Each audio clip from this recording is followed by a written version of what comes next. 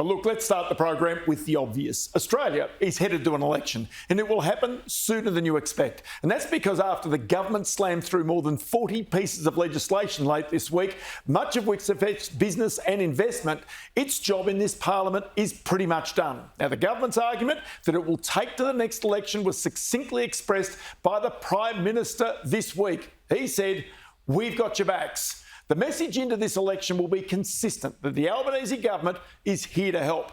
What the government doesn't want is the alternative version of this, and that is the government is in fact among the highest taxing that Australia's ever seen. That this big spending government has created inflation, not prevented it, keeping interest rates higher for longer. That there is a decade of budget deficits in front of Australia, and that our government debt will rise much faster because of that. And though the country is not officially in recession because of high migration rates, Australian families have been in a per capita recession since the beginning of last year. Now, the Commonwealth Bank, in setting out its forecast for this week's latest economic growth numbers, highlighted the pain inflicted on families by persistent high interest rates and by the rising share of tax the government's now extracting. The first is this, that the government's tax take is the highest in 25 years, and even the recent Stage 3 tax cuts have barely put a dent in that.